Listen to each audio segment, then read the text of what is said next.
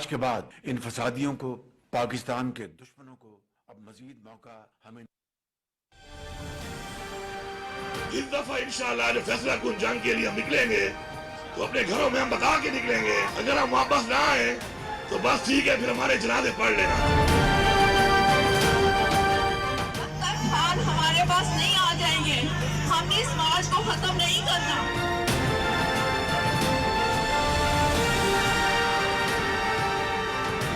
इस दफा आपने जो आएगा उसको अरेस्ट करना है, उसको जाने नहीं देना।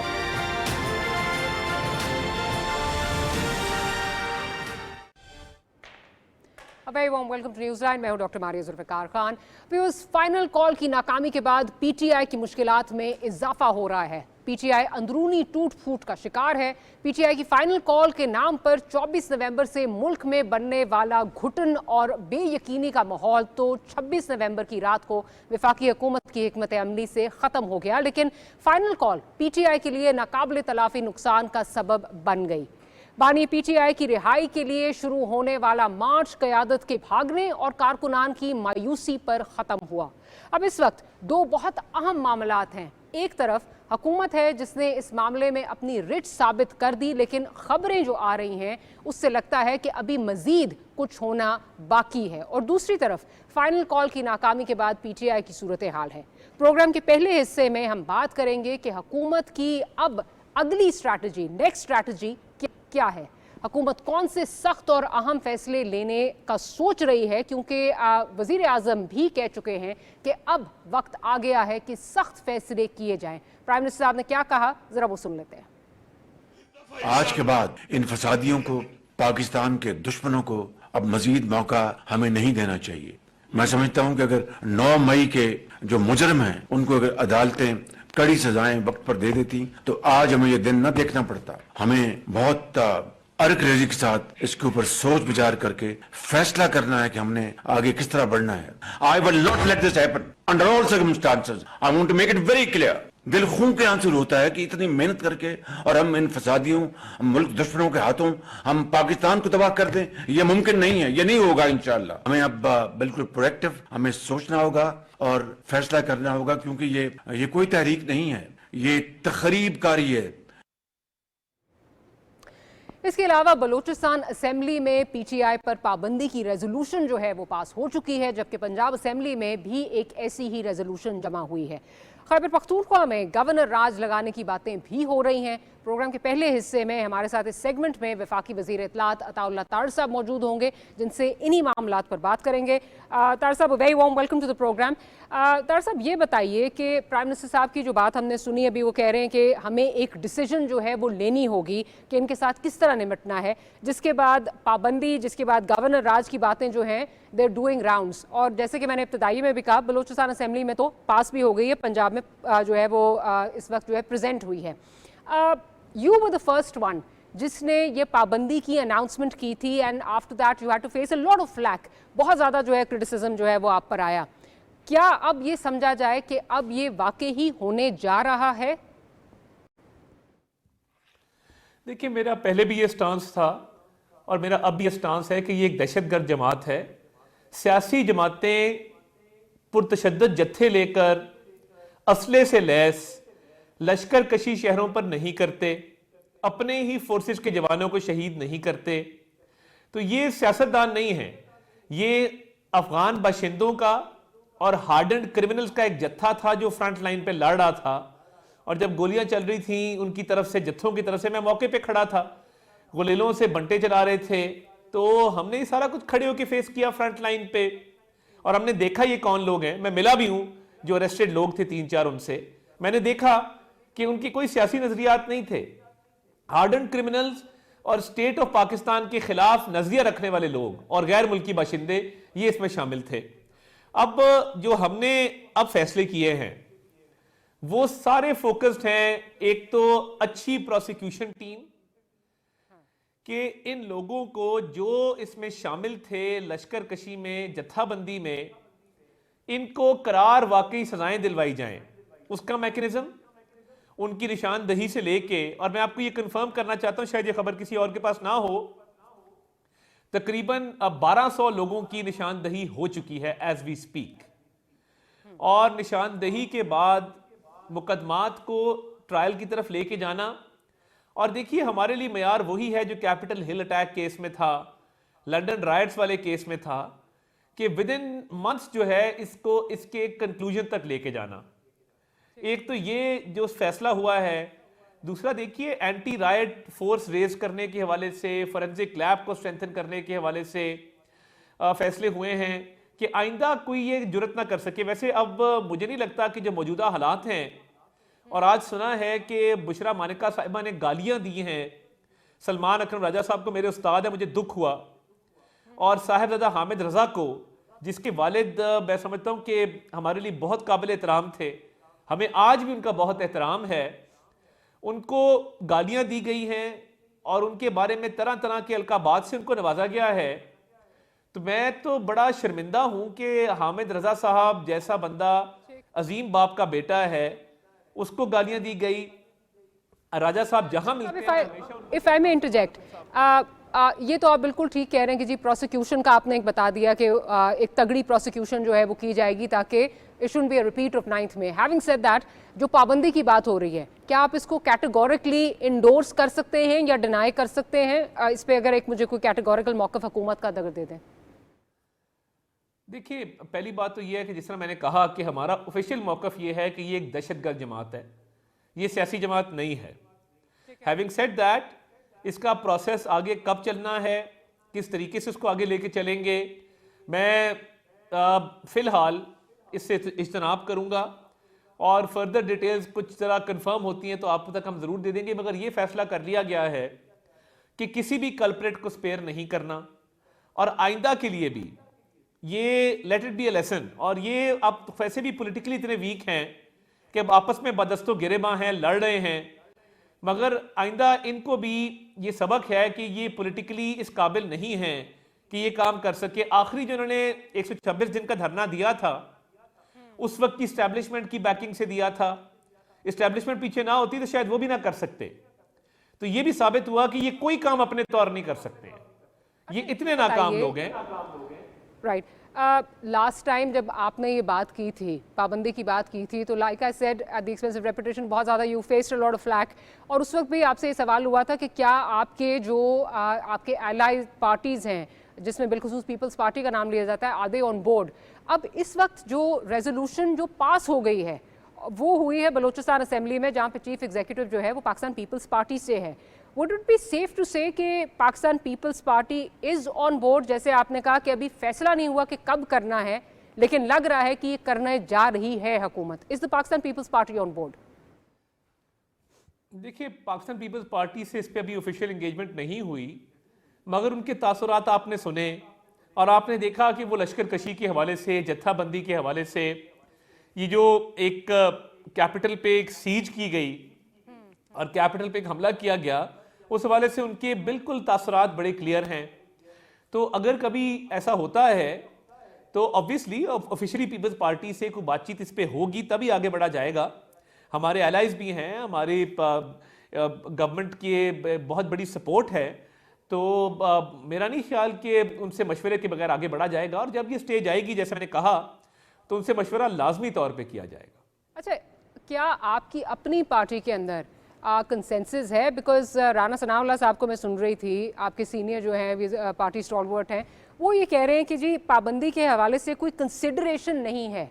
क्या ये उनका अपना मौक़िफ़ है, पर्सनल उनका मौक़िफ़ है, या इस वक्त जो है, बिकॉज आपने ये कहा कि इस वक्त it may be in the offing, लेकिन ये नहीं पता कि कब हो रही है, वो कह रहे हैं इसकी कंसिडरेशन ही नहीं है, ये पर्सनल मौक़िफ़ उनका समझा जाए?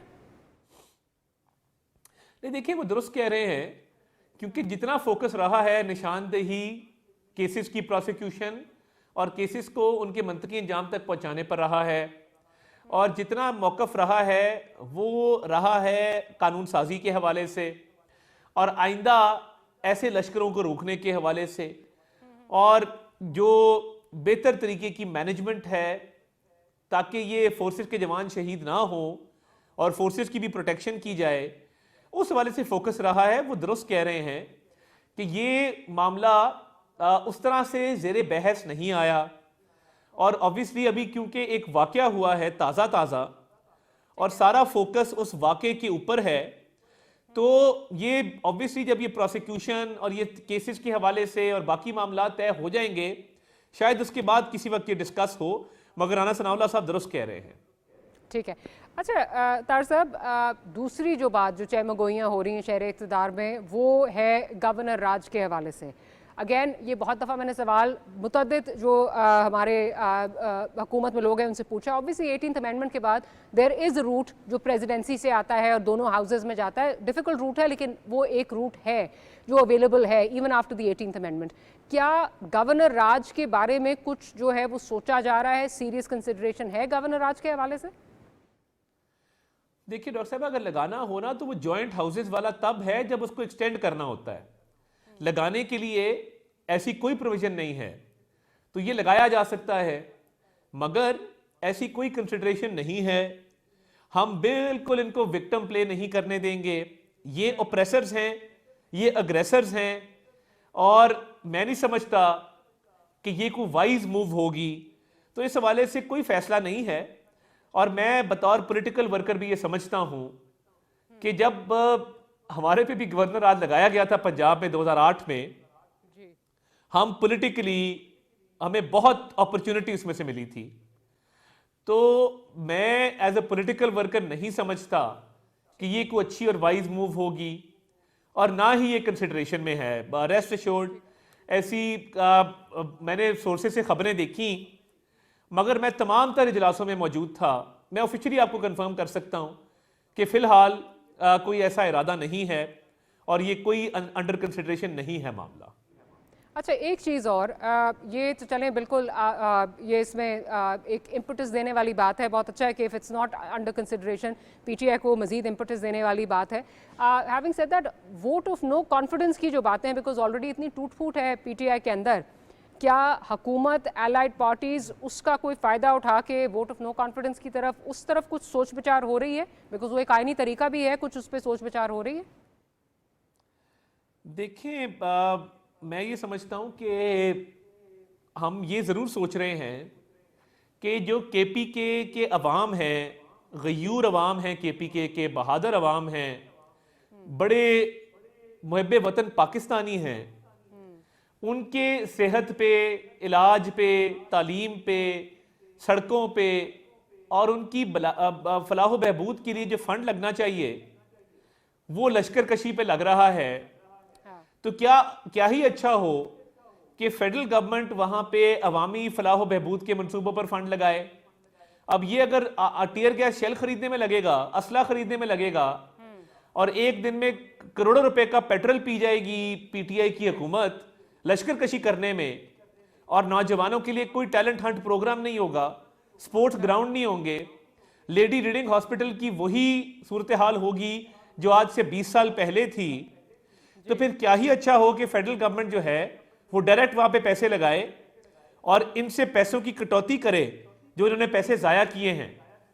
तो मैं तो समझता हूं कि ये कहीं बेहतर ऑप्शन है बजाय इसके कि कोई और ऑप्शन एक्सरसाइज की जाए।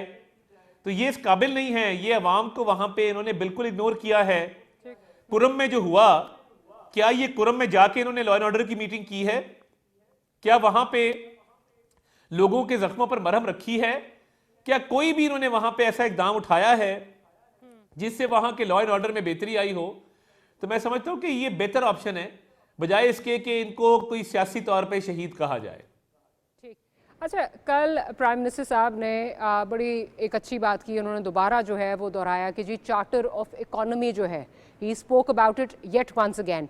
क्या ये चार्टर ऑफ इकोनॉमी जो है, इसमें ये will it be extended to the PTI as well, या सिर्फ इसका दारोमदार जो है वो, मतलब पीटीआई को आप एक्सक्लूड करना चाहते हैं, इसमें उनकी तरफ जो है नहीं देखा जाएगा?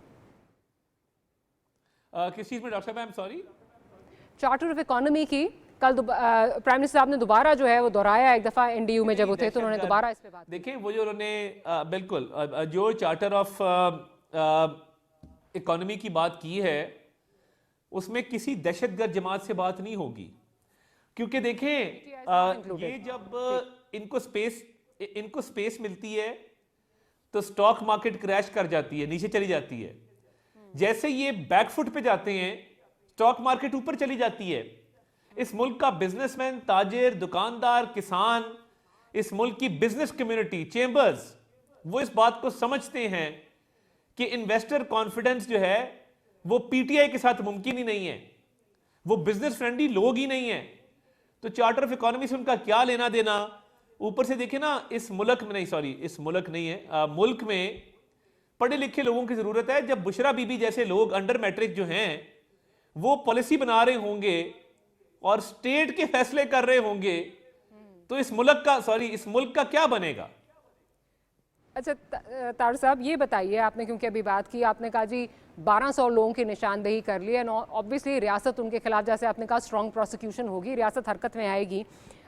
सवाल ये भी होता है कि एक बार नहीं 2 बार गंडापुर साहब ने जो है वो चढ़ाई करने की कोशिश की, ट्विन सिटीज़ को मफलूज रखा, अवाम को जो है वो मुश्किल में डाली रखा, लेकिन उनको तो एक तरह से जो है वो भाग जाते हैं, या ये भी कहा जा रहा है सेफ पैसेज दे दिया जाता है, उनके खिलाफ कुछ नहीं होता। लेकिन जो एक आम आदमी है जो सड़कों पे धरा जाता है, जो पकड़ा जाता है, उसके खिलाफ केसेस और रियासत हरकत में आती है। तो सवाल ये हो रहा है कि क्या एलीट के लिए हुकूमत ने और कानून रखा है और एसओपीज रखी हैं, और अशराफिया जिसमें बुशरा बीबी हैं, जिसमें जो है वो गंडापुर साहब हैं, उनके लिए और कानून है? देखिए, उन्होंने जरूरत ही नहीं ना की आगे आने की।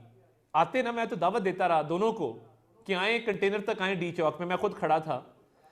लॉयर हैं, आप मुझसे ज्यादा समझते हैं, अबेटर्स तो वही हुए ना, अबेटर्स तो जी वही है इस पूरे उसमें। बिल्कुल हुए, मगर मैं एक पॉलिटिकल बात आपको करूं, बतौर पॉलिटिकल वर्कर मौके से भाग जाना जो है ना, इससे बड़ी जिल्लत, इससे बड़ी रुसवाई और इससे बड़ी बुज़दिली और कोई नहीं होती। क्या होता, अरेस्ट ही हो जाते ना, सर फखर से बुलंद करके जाते कि जी हम अरेस्ट हुए। ये सियासी वर्कर की शान होती है, मगर मौके से 2 दफा भाग जाना, बुज़दिली का मुजाहरा करना, मैंने तो कहा आज के बाद सर पे पग बांध के ना आए, वो गैरत की निशानी होती है। और हम तो अपने इलाकों में पग को इज्जत का निशान समझते हैं। भागने वालों को पग पहनने की जो है वो कतन जो है वो सूट नहीं करता। तो ये आए दोनों, सुबह आ जाए मेरी तरफ से, मैं तो इनवाइट करूंगा, दोनों आए, जरा देखते हैं, और अगर जत्था लेके आना चाहते हैं वो भी आजमा लेते हैं। तो अबेटमेंट का कोई केस इनके खिलाफ नहीं होगा, just because they did not enter the red zone, D Chowk नहीं आए, तो अबेटमेंट का कोई केस नहीं होगा। They will be taught a lesson, rest assured, बिल्कुल होगा अबेटमेंट का केस। ये जो खबरें आ रही हैं कि नैब रावलपिंडी को मूव कर दिया गया है बुशरा बीबी के, उसमें बुशरा बीबी को अरेस्ट करने के लिए, इसकी तस्दीक या तरदीद कर सकते हैं आप? देखें, जो नैब है वो एक इंडिपेंडेंट इदारा है, और अगर उनको घड़ी चोरी, नेकलेस चोरी, अंगूठी चोरी के केसेस में एक ऐसी खातून जो ये करती रही है चोरियां मतलूब होगी, तो वो बिल्कुल जाएंगे, उनका हक है। अगर 190 मिलियन पाउंड के अलकादिर शैम और फ्रॉड ट्रस्ट केस में उनको उससे पूछगछ करना मकसूद होगा, तो मेरा ख्याल उनको पूरी आज़ादी है कि वो ये काम करें। रिकॉर्ड याफ्ता खातून है, कोई इस तरह तो खातून नहीं है कि जिसने कभी मुलव्वस ही नहीं रही किसी चीज में। वो ऑडियोज आपने सुनी है। मैं फिर इसको एक एंडोर्समेंट के तौर पे देख रही हूँ कि नैब रावलपिंडी मूव कर चुकी है। नहीं, मैं तो ये कह रहा हूं कि मुझे तो नहीं पता। नैब एक इंडिपेंडेंट इदारा है, और जो लोग उनको मतलूब होते हैं उनसे क्वेश्चनिंग करते हैं, और करनी भी चाहिए। ये वो दौर नहीं है शहजाद अकबर का कि वो हुकूमत से पूछ के जाएं। उनका अपना सिस्टम है, अपनी कार्रवाई है, वो मेरिट पे एक्शन लेते हैं। और 190 मिलियन पाउंड पे बड़ी सुस्त रवि का शिकार है इन्वेस्टिगेशन और ये केस। ये तो बहुत आगे जाना चाहिए। तारीख का, पाकिस्तान की तारीख का सबसे बड़ा मेगा करप्शन स्कैंडल है, और पीटीवी आ रहा होता है जेल के अंदर भी। तो ये तो खान साहब को बहुत इस पे एहतियात करनी चाहिए थी। 190 मिलियन पाउंड का इतना बड़ा जो है वो स्कैम करके पता नहीं रात को नींद कैसे आती है इनको।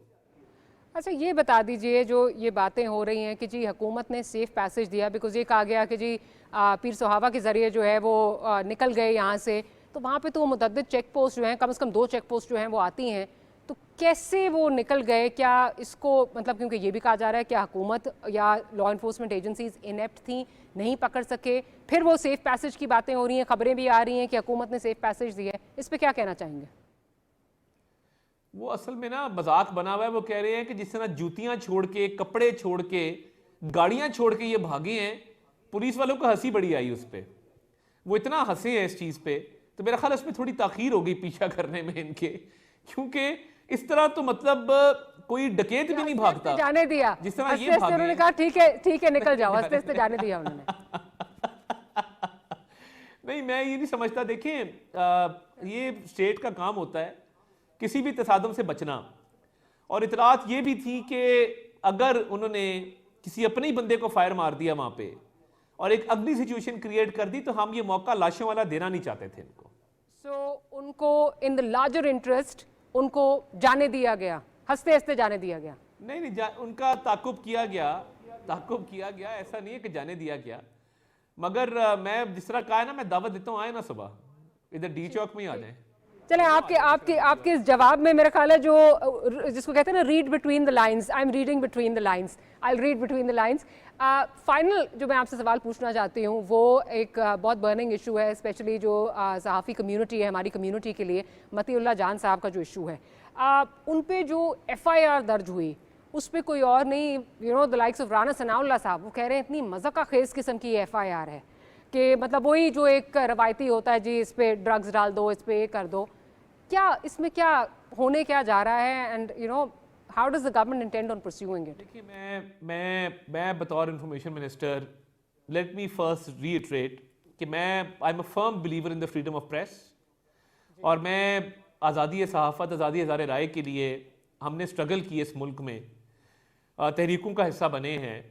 पहली बात ये कि मेरी कोशिश है कि ये मामला जो है वो खुश असलूबी से रिजॉल्व हो, और हुकूमत का यही मौक़िफ़ है कि इसको हमने इंशाअल्लाह ताला अच्छे तरीके से रिजॉल्व करना है। पहली तो ये मैं let me at the outset state this कि इस मामले को हल होना चाहिए। और मैं मती साहब से भी हमारा बड़ा पुराना ताल्लुक भी है। देखिए, 3 रेंजर्स के एहलकार शहीद हुए और मती साहब को पता था किसने उनको मारा है। उसके वेयरअबाउट्स भी पता थे कि एबटाबाद का रिहायशी है, उसको जानते भी हैं लड़के को। मगर उसके बावजूद ये कहना रेंजर्स ने अपने जवानों को मार दिया, मैं समझता हूँ कि ये एक गलती थी जो नहीं होनी चाहिए थी। मगर कोशिश ये है कि मती साहब वाला मामला खुश असलूबी से और अच्छे तरीके से इसको हल कर लिया जाए। तार साहब, वुड यू से कि जो FIR है वो एक बड़ी रिवायती किस्म की और एक वो घिसी पिटी जो मेरे ख्याल है जिसको आर्काइवल FIR कहा जा सकता है, उस तरह की FIR है? मतलब ड्रग्स, कम ऑन, देखिए इस्लामाबाद पुलिस ने एक FIR दी है, बेहतर तो वो ये बता सकेंगे कि मौके की क्या कार्रवाई थी क्या नहीं थी। मगर मैं बतौर इंफॉर्मेशन मिनिस्टर ये समझता हूँ और यही कोशिश है कि ये मामला अच्छे तरीके से हल हो जाए, इसका हल निकला है। मेरी आज PFUJ वालों से भी बात हुई और Pakistan federal union of journalist से भी हम राब्ते में हैं, नेशनल प्रेस क्लब से हम राब्ते में हैं जिसके मती साहब मेंबर हैं। तो कोशिश ये है कि इसको अच्छे तरीके से फामो तफहीम से इस मामले को हल किया जाए। क्या हुआ क्या नहीं हुआ, मैं चशमदीद गवाह नहीं हूँ, इसलिए मैं ये कह नहीं सकता, मगर मैं ख्वाहिशमंद हूँ कि ये मामला अच्छे तरीके से हल हो। चलें, हम भी ख्वाहिशमंद हैं कि ये अच्छे तरीके से और जल्द अज जल्द जो है वो रिजॉल्व हो जाए। अताउल्लाह तार साहब, pleasure having you here on the programme. Will take a short break के बाद हाजिर होते हैं तो हमारे साथ शौकत यूसुफ जही साहब मौजूद होंगे, उनसे पूछेंगे KPK में, PTI में क्या हो रहा है। That and much more right after short break.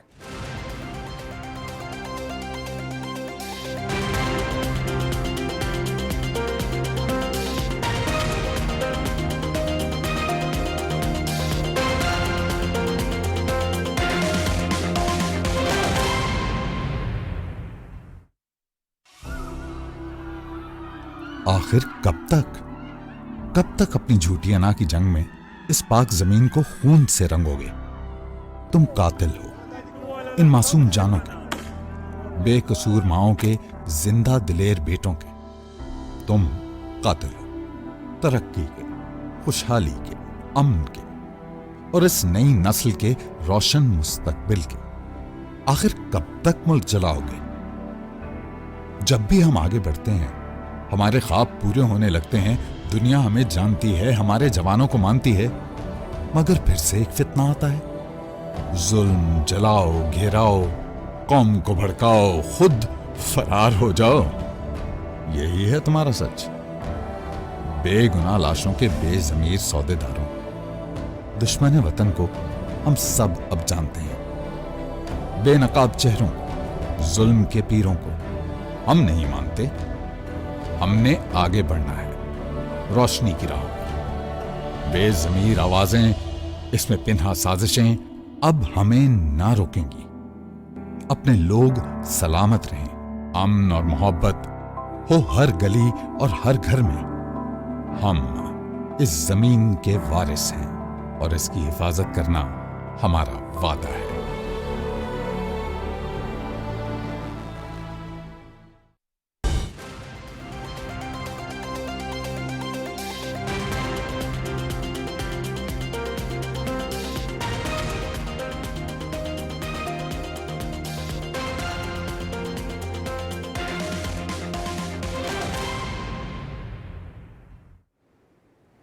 Welcome back after the break. हमारे साथ इस वक्त फॉर्मर सूबाई वजीर शौकत यूसुफजई साहब मौजूद हैं। शौकत साहब, pleasure having you here with us. Shaukat साहब, मैं गुफ्तगू का बाकायदा आगाज़ करने से पहले ज़रा सुनवाना चाहती हूँ कि इस वक्त जो बातें हो रही हैं, आपकी जो डेस्टिनेशन थी, जो आपकी जो कहाँ जाना था, लीड कैसे करना था पार्टी को, क्या था, उसके हवाले से जो दो किस्म की मुतजाद राय आ रही हैं आपकी पार्टी के अंदर, ज़रा वो सुनना चाहती हूँ, फिर आपका पॉइंट ऑफ व्यू लेना चाहूँगी। पहले प्रोड्यूसर साहब सुनवा दीजिए कि बुशरा बीबी की जो बहन है मरियम साहिबा, वो क्या कह रही हैं कि कहाँ जाना था और पार्टी को क्या वो कह रही हैं, ज़रा वो सुनवा दें।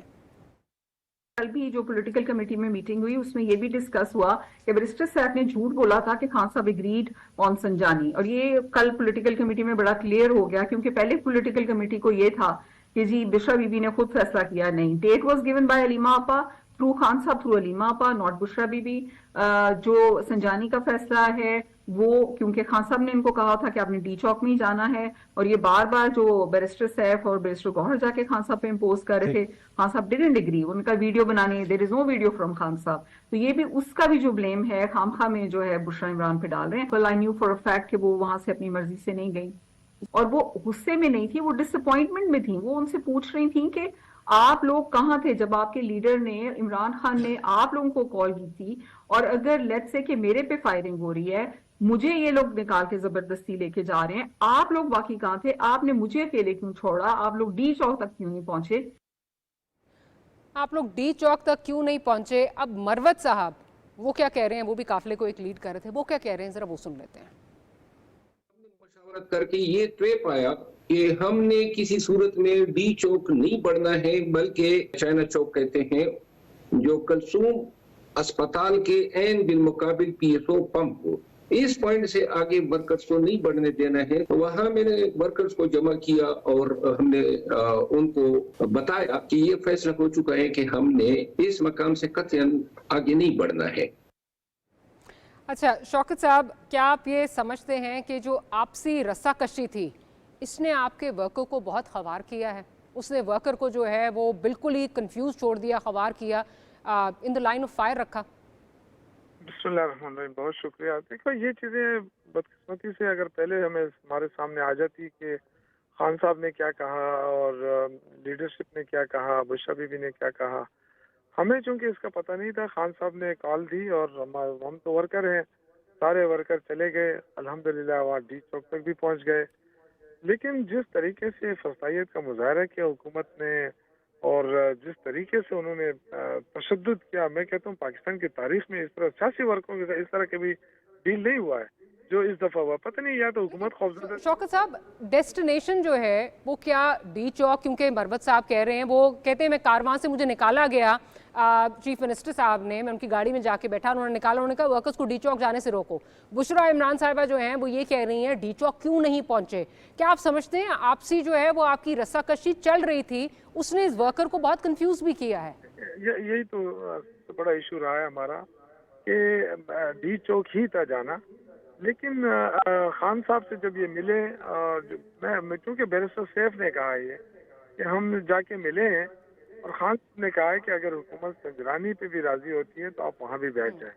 तो मेरा जाती ये ख्याल था, मेरा तो अपने इससे भी ज़्यादा वो था, मैं ये कह रहा था कि हुकूमत जो है वो पहले से ही पाकिस्तान को बंद कर चुकी है, 2 दिन हो गए थे। मेरा ख्याल था कि हम जाके अटैक पुल के ऊपर बैठ जाएं जहाँ कंटेनर लगे थे, और हम एक कंटेनर को भी हाथ में लगाएं। ये फैसला करना था पार्टी ने, क्योंकि मरकजी लीडरशिप वहाँ मौजूद नहीं थी। 1, 2, 3, 4 असद कैसर साहब थे, अली अमीन गंडापुर साहब थे, बुशरा बीबी थी, और इस तरह के चंद और लोग थे मैं जो मेरे नजर से गुजरे, हो सकता और भी हो, लेकिन मैंने और को नहीं देखा। तो और ये फैसला मेरे ख्याल से उस वक्त हो जाना चाहिए था। अगर मरकजी लीडरशिप वहाँ मौजूद होती तो फैसला ये होना था कि गवर्नमेंट को प्रेशर में रखना है, और सबसे ज्यादा प्रेशर गवर्नमेंट पे उस वक्त पड़ता है जब हम अटैक में बैठ जाते। तो ये पॉलिटिकल डिसीजन था, लेकिन बदकिस्मती से वो नहीं हुआ। किसकी गलती है किसकी नहीं है तो पार्टी उस पर बहस कर रही है। और क्या समझते हैं आप किसकी गलती है, वैसे किसकी गलती है? क्या आप समझते हैं कि क्योंकि ये जाना तो जो है वो बुशरा बीबी का जो है ये फैसला था, उनकी बहन कह भी रही हैं, तो क्या आप समझते हैं गलती हो गई कि बुशरा बीबी जो हैं वो उनका डिसीजन मेकिंग पावर हावी हो गया? देखिए, पहली बात तो ये कि क्या हम पार्टी चला रहे हैं? हमारी पार्टी के अंदर मोरियत नहीं है। बुशरा बीबी हमारे लिए बहुत ही काबिल एहतराम है, इमरान साहब की अहलिया हैं, और जाहिर है उनका हमारे पे बहुत बड़ा वो है, हक बनता है, हम उनकी इज्जत करते हैं। लेकिन पार्टी की एक हायरार्की होती है, पार्टी हमेशा मशावरत से चलती है, और फिर क्यों चेयरमैन और वाइस चेयरमैन और जनरल सेक्रेटरी और फिर पूरा मलबा फिर उन पे जब पड़ता है, आज तो उसी पे पड़ रहा है ना। आज वो जाके कह रहे हैं कि जी हमें बुशरा बीबी ने कहा था कि उधर हमने जाना ही जाना है। अच्छा, बुशरा बीबी ने अगर कह भी दिया तो आप लोग कहाँ थे? फिर आपने क्यों नहीं उसको कन्फ्रंट किया? क्यों नहीं वर्करों को बताया कि जी हमने यहाँ जाना है? हमें तो पता ही नहीं था।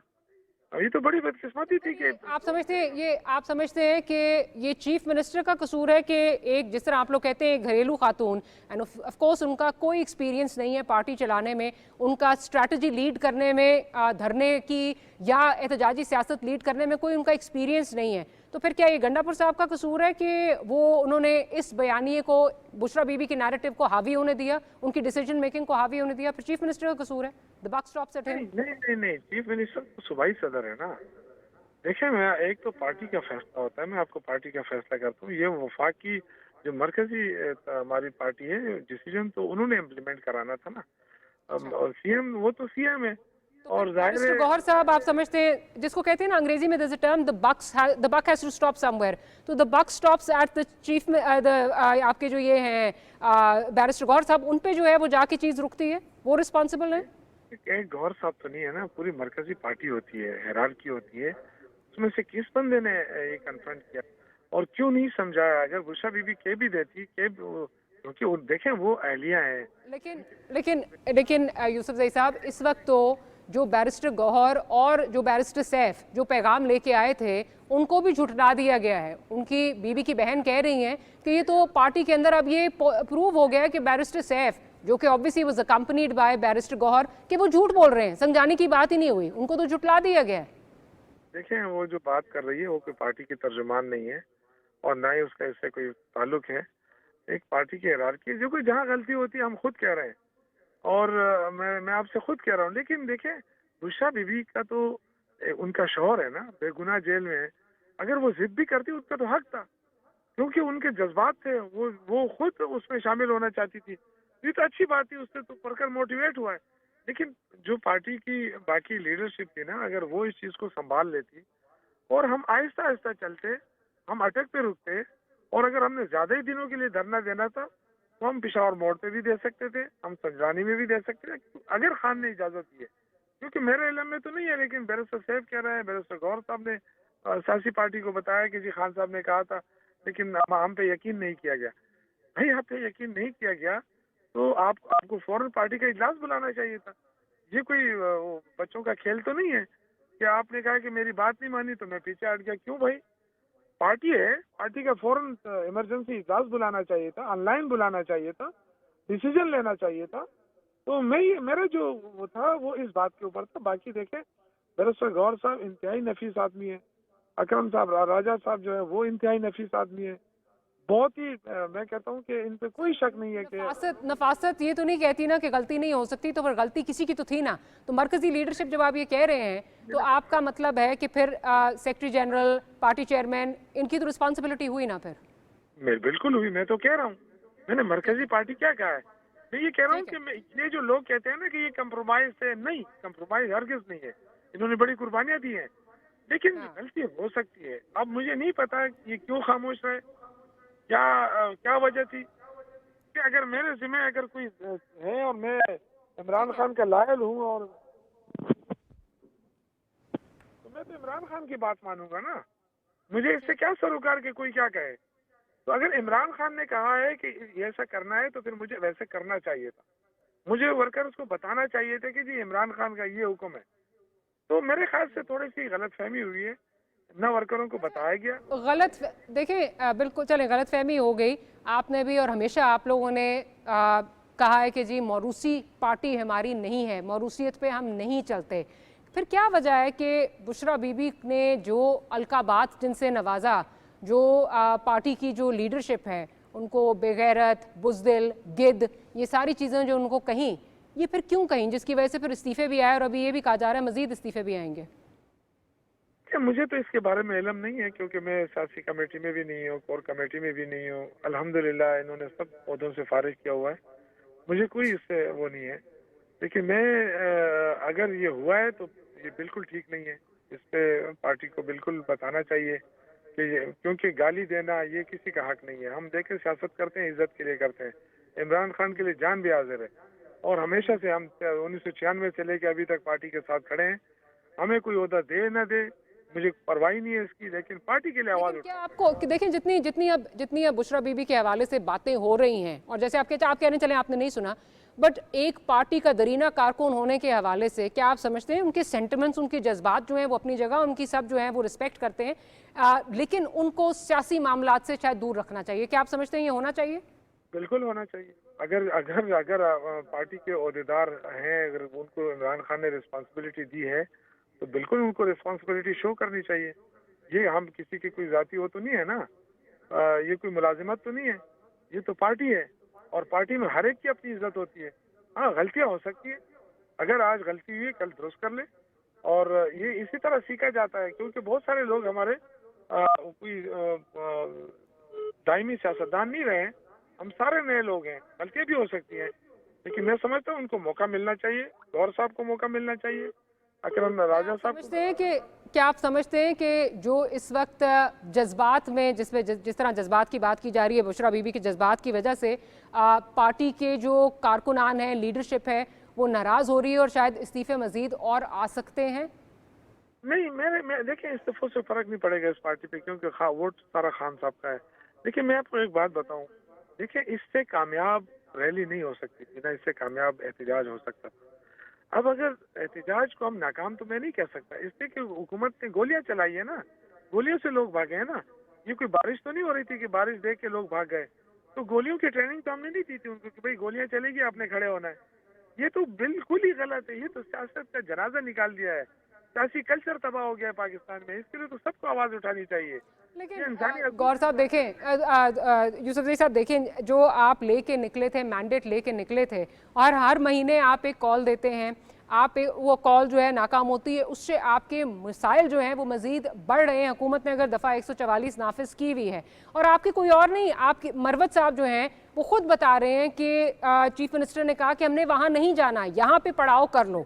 तो इसमें अगर आपको पता है कि दूसरी साइड पे जो है वो ऑर्डर्स किस किस्म के मिले हुए हैं, क्या हो रहा है, आपको फिर ये नहीं समझते कि ये आपका काम था अपने वर्कर को सेफ रखना, ना कि in the line of fire झोंक देना? लेकिन क्योंकि आपकी आपस में हिकमत अमली मैच नहीं कर रही थी, उससे भी बहुत प्रॉब्लम्स क्रिएट हुई हैं। देखिए मैंने जो अर्ज किया है ना, मैंने बिल्कुल कहा है कि हिकमत अमली नहीं थी, कोऑर्डिनेशन नहीं था, बिल्कुल नहीं था। हमें देखें दफा 144 तक ही हमें वायलेशन नहीं करना चाहिए था। मैं आज भी कह रहा हूँ, अगर हाई कोर्ट ने डिसीजन दिया था हमें उसकी वायलेशन नहीं करनी चाहिए थी। क्यों हमारे पास कोई हथियार थे कि हम जाके शौकत यूसुफ ज़ई साहब, I will have to interject there, programme का वक्त खत्म हो गया। बहुत शुक्रिया आपके वक्त का, thank you for making time for the programme.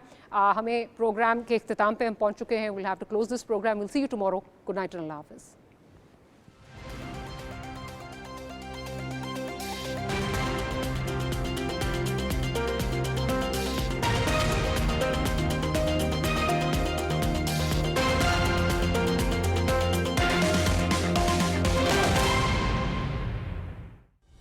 दुरुस्त हर वक्त बर वक्त